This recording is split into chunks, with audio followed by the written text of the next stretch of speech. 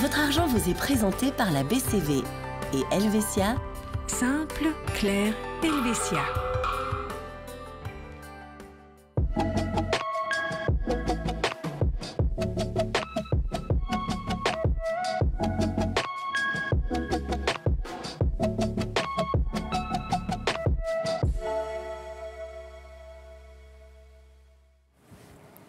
Bonsoir à tous, bienvenue dans Votre Argent. On évoque aujourd'hui les assurances autour de la maison, le jardin bien sûr, mais aussi éventuellement le parking, le garage ou encore la piscine. On en parle avec notre expert. Ce soir, il s'agit de Donato Russo. Bonsoir Donato. Bonsoir Vincent. Un premier élément, l'assurance bâtiment qui est obligatoire dans la plupart des cantons. Que couvre cette assurance Donato? Alors, l'assurance bâtiment couvre les constructions non mobiles et puis ainsi que les installations immeubles, par exemple comme qui sont fixes, comme par exemple les panneaux solaires. Un exemple parmi d'autres, effectivement, qui est pris en compte par cette assurance bâtiment. Comment, du coup, les jardins sont pris en compte et le mobilier de jardin, est-ce qu'ils sont inclus dans l'assurance bâtiment? Alors, tout ce qui est mobilier de jardin, pots de fleurs, outillage, ce sera pris dans l'assurance inventaire de ménage. D'où le fait d'avoir toujours une somme d'assurance, je dirais, cohérente. Oui, voilà. Tout à fait. Toujours mise à jour, surtout quand on fait de gros achats. Oui. Au moment où on fait de gros achats, ce serait bien d'avoir. Ouais. Mise à jour, parce que si on a une assurance ménage qui dure depuis plusieurs années, en fait, on ne prend pas en compte les nouveaux investissements qu'on aurait faits. D'où l'importance de la mise à jour. Quid maintenant, Donato, du garage ou du parking qui se trouve devant le garage? Comment sont-ils assurés? Alors, tout ce qui est garage et abri auto qui sont fixes sont assurés dans l'assurance du bâtiment. Ce qui s'y trouve à l'intérieur est assuré par l'inventaire de ménage, pour dire vélo, mobilier, outillage. Maintenant, ce qui est des véhicules, donc voitures, motos, c'est l'assurance en fait du véhicule qui va rentrer en considération.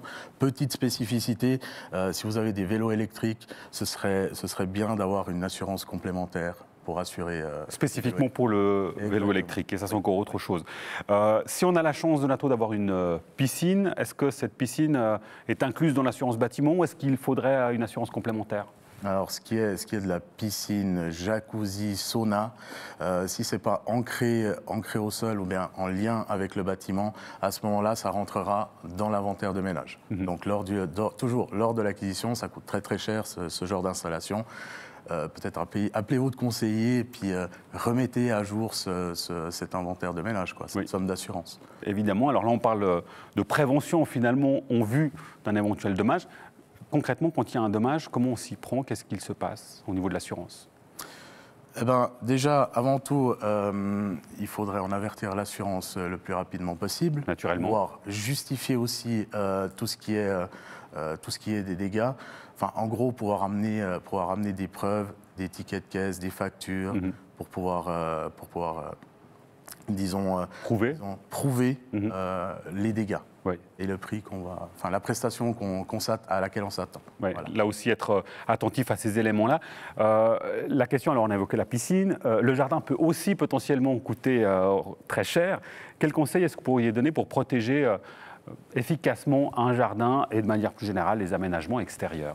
Alors avant tout, je dirais avant un violent orage, il va de sens qu'on range un petit peu sa terrasse ou son jardin. C'est du bon sens. Ça reste vraiment du bon sens, oui. Après, lors de la planification, par exemple, de travaux, ce qui serait bien, c'est de savoir si on a besoin d'un permis de construire, et puis peut-être à la limite aussi faire une assurance construction. Oui. Voilà. Assurance construction. Il faut savoir qu'en dehors des frais que vous allez avoir pour la construction, pour ce projet, il vous faut aussi penser à l'entretien, qu'est-ce que ça va coûter, et puis aussi en avertir vos voisins. Oui. C'est très important d'en avertir ses voisins pour, je dirais, éviter tout malentendu ou bien...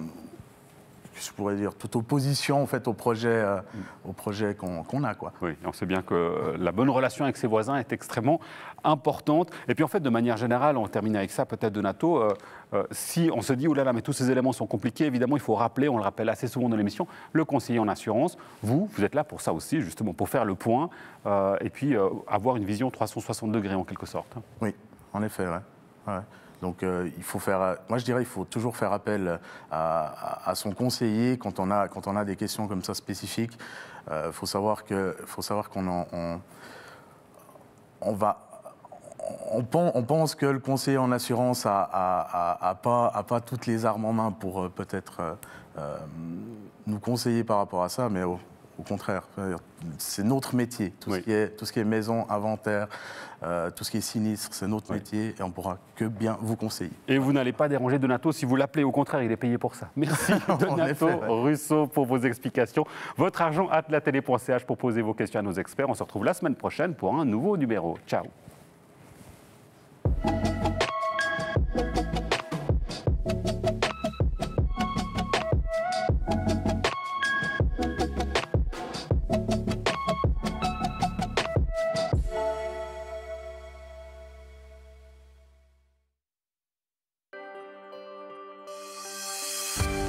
Votre argent vous a été présenté par la BCV et Helvetia.